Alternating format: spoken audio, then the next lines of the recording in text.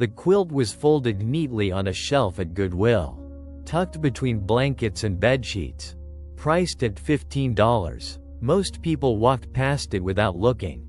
Just another old blanket, faded fabric, mismatched colors. Nothing special. But Emma saw something different. She was 28, an interior designer. She had an eye for textiles, for craftsmanship, for things made with care. And this quilt, despite its worn appearance, had been made with extraordinary care.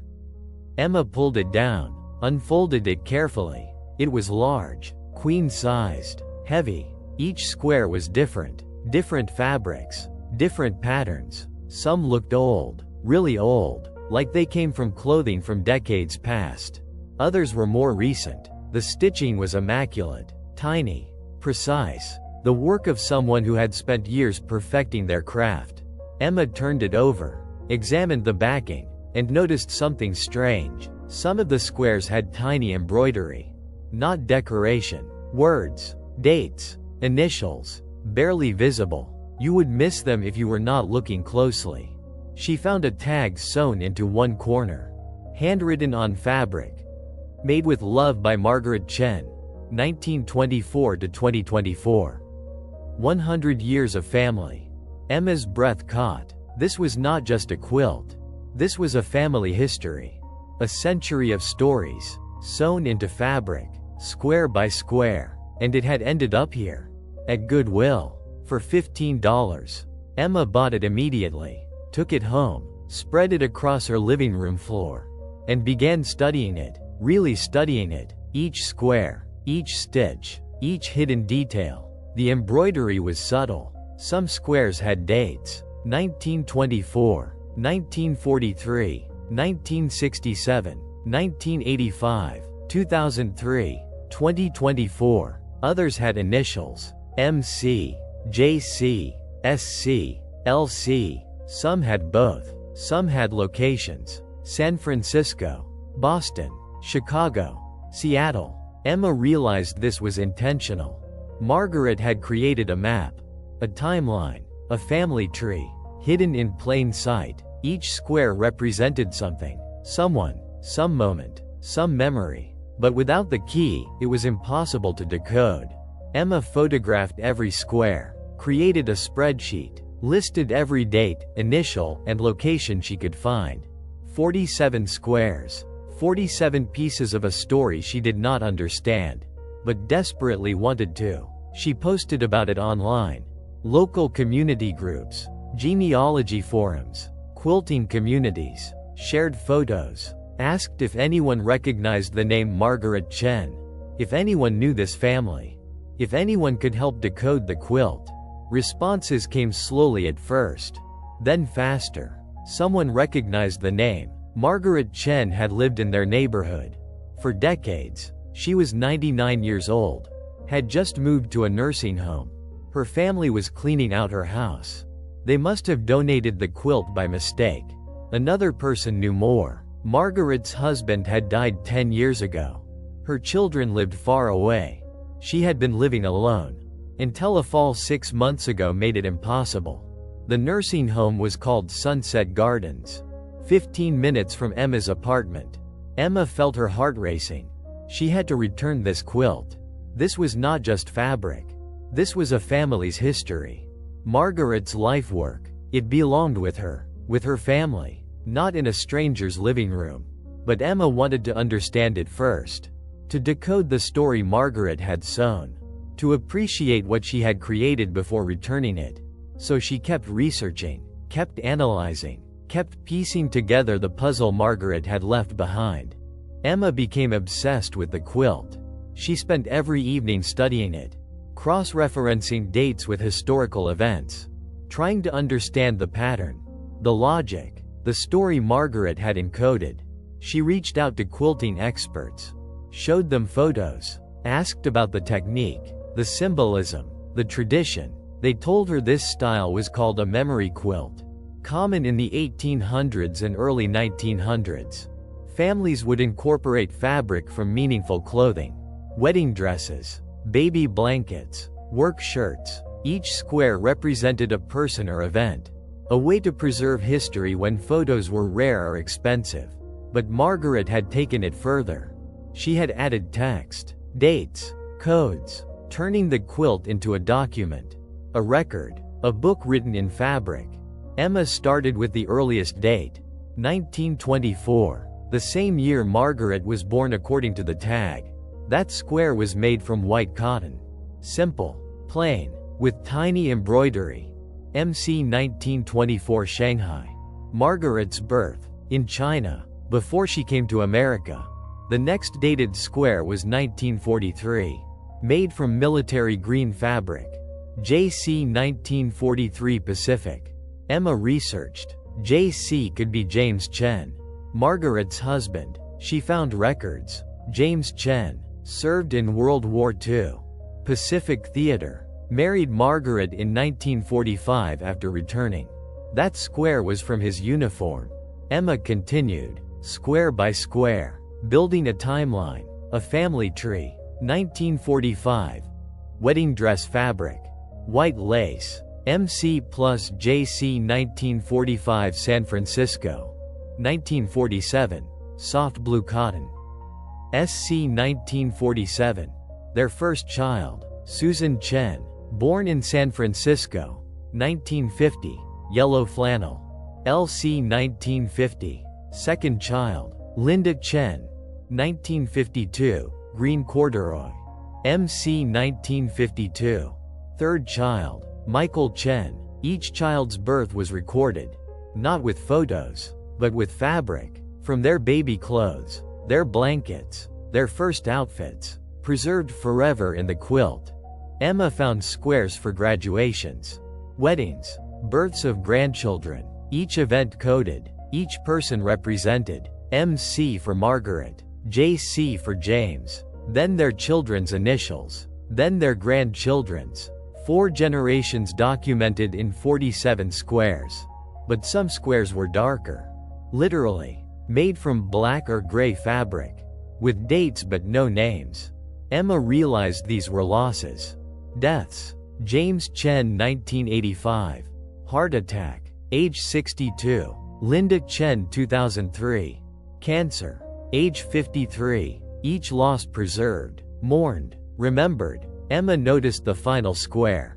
Different from the others. Not sewn in yet. Just pinned. Waiting. Made from purple fabric. Margaret's favorite color according to a note Emma found tucked inside. The date embroidered, 2024. No initials yet. Just a question mark. Emma understood. This was Margaret's square. Her final one. Waiting to be completed. Waiting for her story to end. So it could be sewn into place. Completing the century. Finishing the quilt. Emma felt tears streaming down her face. This was not just a quilt. This was a life, a family, a century of love and loss and memory. Sewn by a woman who knew she would not be remembered otherwise. Who created her own monument. In fabric, in stitches, in code. Emma knew what she had to do. She had to take this quilt to Margaret. Let her see it again. Let her know her work was not lost. That someone understood. That someone cared. Emma called Sunset Gardens. Asked to visit Margaret Chen. The nurse was surprised. Margaret does not get many visitors. Her children call, but they live far away. Boston, Chicago, Seattle. They visit once or twice a year. She spends most days alone. In her room, remembering. Emma arrived the next day. Carrying the quilt carefully, folded in a clean bag. Her heart pounding, nervous. What if Margaret did not remember the quilt? What if dementia had taken those memories? What if this caused pain instead of joy? The nurse led Emma to Margaret's room. Small, clean, sparse. A bed, a chair, a window overlooking a garden. And Margaret, tiny, fragile, sitting in the chair, looking out the window. 99 years old, white hair, weathered hands, eyes still sharp. Emma knocked softly. Margaret turned, looked at her with curiosity. I do not think we have met. No, Emma said gently. But I found something that belongs to you. May I show you? Margaret nodded. Emma entered, sat in the chair across from her. carefully unfolded the quilt, spread it across Margaret's lap, and watched. Margaret's face transformed. Her hands moved to the fabric, touching, trembling, her eyes filled with tears. "My quilt. You found my quilt. I thought it was gone. I thought they threw it away." "Never thrown away," Emma said softly. "Donated. By accident, I think. I found it at Goodwill. And I have been trying to understand it. To decode it. You made something incredible." Margaret looked at Emma. Really looked at her. "You decoded it? You understood?" "I tried," Emma admitted. "I figured out some of it. The dates, the initials, the family tree. But I do not know all the stories. Only you know those." Margaret smiled. "Then you came to the right place. I remember every square, every stitch, every person. Would you like to hear?" Emma pulled out her notebook. "Yes, please. I want to know everything." Margaret began, square by square. She told Emma her life. Born in Shanghai, 1924. Her family fled to San Francisco in 1938. When the war came, she was 14, scared, speaking no English, but determined to survive. She met James at a dance. 1945. He had just returned from the war, haunted by what he had seen, but still kind, still hopeful. They married 6 weeks later. Practical, fast, the way people did back then. They had 3 children, Susan, Linda, Michael. Margaret stayed home, raised them, sewed their clothes, made their quilts, kept the household running while James worked. Hard years, poor years, but happy. Susan became a teacher. Linda became a nurse. Michael became an engineer. All successful, all grateful. Margaret was proud. She started the quilt when Susan got married. 1970. Wanting to document the family, to preserve what they had built. Every major event got a square. Every birth, every wedding, every graduation, and yes, every death. James in 1985. Linda in 2003. Susan's husband in 2010. Each loss sewn in, acknowledged, mourned, but not forgotten. Margaret kept sewing, even as her hands grew stiff. Her eyes grew weak. She kept adding squares. Grandchildren, great-grandchildren, weddings, births. The family kept growing. The quilt kept expanding, until 6 months ago, when Margaret fell, broke her hip, could not live alone anymore. Her children came, cleaned out the house, moved her here, and in the chaos, the quilt was donated. Mistaken for just another blanket. Not recognized as the treasure it was. "I thought I would never see it again," Margaret said, clutching the quilt. "This is my life, my family. 100 years. All here, all remembered." Emma felt her own tears falling. "This belongs to your family. To your children, to your grandchildren. They need to see this. To understand what you made." Margaret nodded slowly. "Can you help me? Can you help me tell them? I am not sure they understand. They are busy, far away. They call, but they do not know about the quilt, about what it means." Emma promised, "I will help. I will make sure they understand. I will make sure your story is told." Emma contacted Margaret's children, Susan in Boston, Michael in Chicago, Margaret's youngest grandchild, Lisa, in Seattle. She sent them photos of the quilt, explained what she had found, what it meant, the story Margaret had sewn. The response was immediate and emotional. "We had no idea. We thought it was just a blanket. Old, faded. We donated it to make room.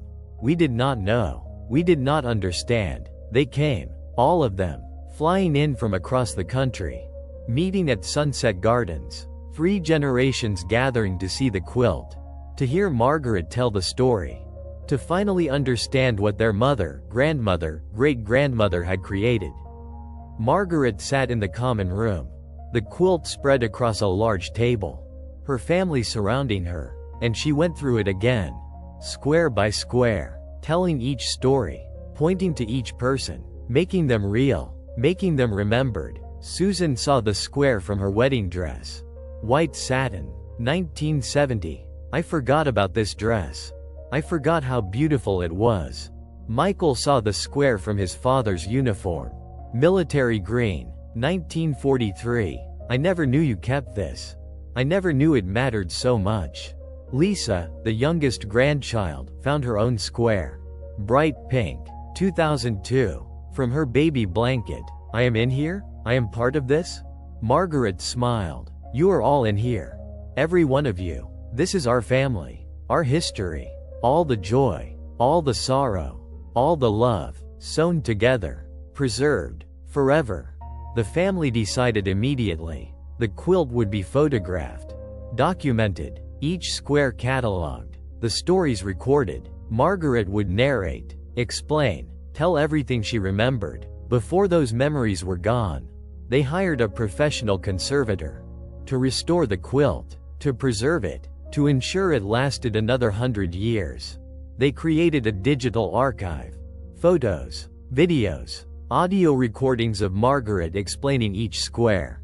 And they created copies, printed on fabric, so each family member could have one, their own version of the family history. To pass down, to remember, to treasure. Emma was invited to the family reunion they held 6 months later. At Susan's house in Boston.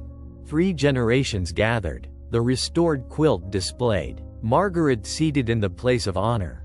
Surrounded by the family she had documented, the history she had preserved, they presented Emma with a gift. A small quilt, made by Susan and Lisa, with help from the others. 12 squares, each one representing someone from Margaret's quilt. But in the center, a new square, made from the same fabric Emma had been wearing the day she found the quilt. With embroidery. Emma, 2024. The one who brought us home. Emma wept. I just returned what was yours. You did more than that, Susan said. You made us see, made us understand, made us appreciate what we almost lost, what we almost threw away. You saved our family history. You saved my mother's legacy. Margaret took Emma's hand, squeezed it with surprising strength. Thank you, for seeing, for caring, for understanding that some things are not trash. They are treasure. They just need someone willing to look closely. The quilt now hangs in Susan's home, in a climate-controlled room. Preserved, protected, but visible. Every family gathering, they bring it out. Tell the stories, add new ones. The tradition continues, and Margaret's final square was sewn in place. 1 month after the reunion, when Margaret passed peacefully in her sleep, age 99, 1 year short of the century she had documented, but close enough. The purple fabric, with her dates, 1924 to 2024, 100 years, preserved in fabric, remembered forever, because Emma had looked closely, because Emma had cared, because Emma had understood that a $15 quilt from Goodwill was actually priceless. A family's heart, a century's soul, a woman's life work, sewn in silence, remembered in stories, preserved in love.